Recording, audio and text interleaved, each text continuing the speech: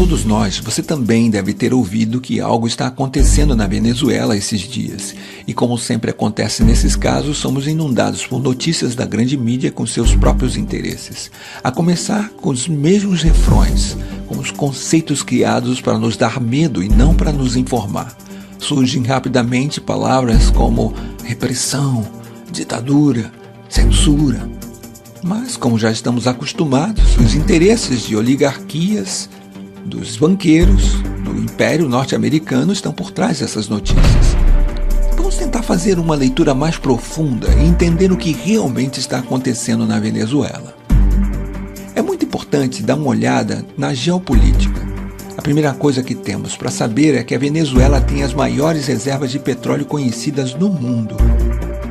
Mas vamos entender melhor o que está acontecendo na Venezuela se dermos uma olhada para o seu vizinho do norte, para os Estados Unidos. A sociedade americana é uma das maiores consumidoras dos derivados de petróleo do mundo. Primeiramente, no que diz respeito à gasolina, eles têm a mais alta taxa de carros por habitante do planeta. E obviamente existem outros derivados como plástico, roupas, cosméticos. Para sustentar essa sociedade dependente de petróleo, os Estados Unidos têm que importar 60 dos 100 barris que consomem. Vamos tentar dar uma olhada um pouco mais ampliada de onde vem o petróleo que é consumido nos Estados Unidos. Nesse sentido, o Oriente Médio é uma área-chave. Os Estados Unidos importam uma parte significativa do seu petróleo da Arábia Saudita, Catar, dos Emirados Árabes Unidos, e com esses aliados lançou-se uma estratégia para dominar politicamente a região. São esses interesses de energia, tanto de gás como de petróleo, que estão por trás da guerra do Iraque, da atual situação na Síria, da ocupação da Palestina e da intervenção na Líbia. Agora, uma vez que vimos tudo isso, um simples cálculo nos permitirá ver por que a Venezuela é tão importante para os Estados Unidos. O petróleo que vem do Oriente Médio atravessa o Estreito de Hormuz e segue seu caminho através do sul da África até chegar ao Texas. Esta viagem dura entre 40 e 45 dias. Em vez disso, o petróleo que vem da Venezuela leva apenas 4 a 5 dias para chegar aos Estados Unidos. Ao comparar o custo que significa importar petróleo do Oriente Médio e não da Venezuela, podemos entender muito claramente quais são os interesses norte-americanos nesta questão. Agora, é muito importante que entendamos como esses interesses determinaram a história da Venezuela. Por mais de 40 anos, isso foi determinado pelo que foi chamado Pacto de Ponto Fixo. Foi um pacto político entre a Ação Democrática e o COPEI, o Comitê de Organização Política Eleitoral Independente. Através desse pacto, eles concordaram em um programa político comum, e a única coisa que mudava era que eles alternavam no poder de acordo com as eleições. Esses dois partidos de direita sequestraram completamente a democracia venezuelana por mais de 40 anos, defendendo apenas os interesses das oligarquias e deixando o povo venezuelano sem qualquer representação. O que eles garantiram durante os 40 anos no poder foi um petróleo barato para os Estados Unidos.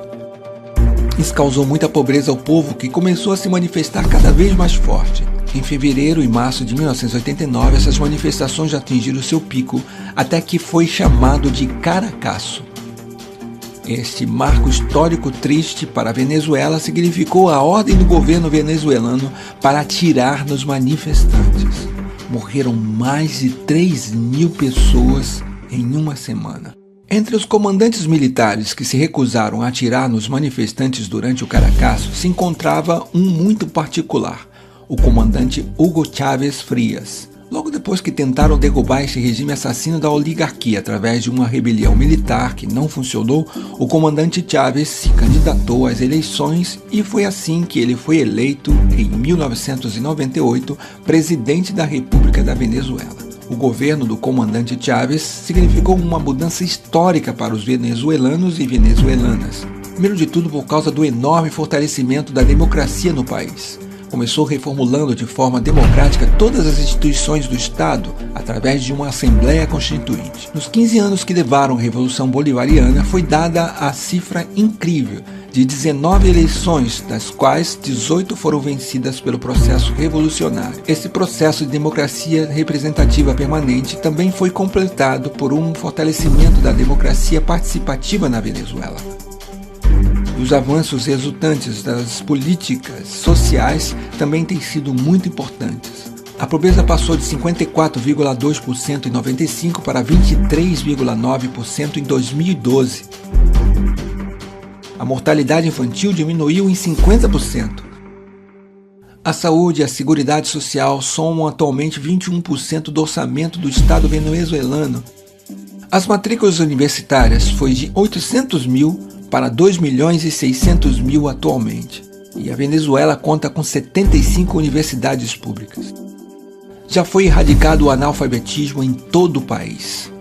Obviamente, o Império Americano, vendo que pela primeira vez na história um governo venezuelano se ocupava muito mais com seu povo do que com os interesses norte-americanos e que o novo processo de união soberana e emancipadora da América Latina ameaçava sua hegemonia política, não ficou com os braços cruzados. Em 2002, apoiou claramente um golpe de Estado contra o governo democraticamente eleito de Hugo Chávez. Tendo falhado graças à mobilização popular, fomentou uma sabotagem econômica através de uma greve de petróleo com o apoio da oligarquia. No entanto, essa nova tentativa de desestabilização também falhou. A única coisa que mudou é que desta vez é uma nova estratégia, o que chamamos de golpe suave. O primeiro passo é a guerra econômica. Por mais que se tenha feito muitas mudanças na economia venezuelana, o país ainda depende muito das importações para satisfazer as suas necessidades básicas. E a mesma oligarquia que historicamente criou essa situação está tentando se aproveitar agora dela. Por um lado, alguns industriais ligados à oligarquia que quer acabar com o processo bolivariano está tentando criar escassez de produtos básicos para criar descontentamento na população. E do outro lado, alguns setores importadores que também querem acabar com esse processo estão especulando com dólares em vez de usá-los para importar produtos de necessidades básicas para o país. Isso demonstra mais uma vez o cinismo da oligarquia venezuelana disposta a tudo para voltar ao poder. Agora vamos ver o segundo e talvez o mais importante dos eixos do golpe suave. Este é a manipulação midiática. A oposição golpista venezuelana tem duas facetas, uma que se mostra pacífica e a outra que é claramente violenta. E certos meios de comunicação, tanto na Venezuela como no exterior, se converteram no eixo central dessa estratégia de golpe suave. Ao manipular de forma totalmente vergonhosa os fatos que estão acontecendo na Venezuela, eles querem fazer o mundo acreditar que o governo venezuelano está reprimindo duramente simples manifestantes pacíficos. Mas esse roteiro nós já conhecemos e não cairemos mais facilmente nessa armadilha. Se olharmos um pouco mais para a história desses últimos anos na América Latina, nós percebemos que os Estados Unidos e as oligarquias não ficaram de braços cruzados na frente dos movimentos progressistas. Primeiro foi a tentativa fracassada de golpe na Venezuela em 2002. Infelizmente, em 2010, o golpe de Estado em Honduras se concretizou. Então foi a vez do Equador, onde felizmente a tentativa de golpe de Estado em 2010 falhou. Mas isso não terminou e o governo paraguaio de Lugo não teve tanta sorte. E em 2012, ele estava derrubado por um golpe de Estado parlamentar. Em 2012 e recentemente em 2014, também foram denunciadas tentativas de golpe de Estado na Bolívia. Em 2016, infelizmente, o Brasil foi vítima desse golpe parlamentar. Desta vez, na Venezuela, a história está tentando se repetir, mas o povo de lá não vai permitir. O povo latino-americano tem aprendido muito com o passado, por isso não vai mais deixar o Império Norte-Americano e as oligarquias locais conseguirem tirar o processo de mudança em que se encontram.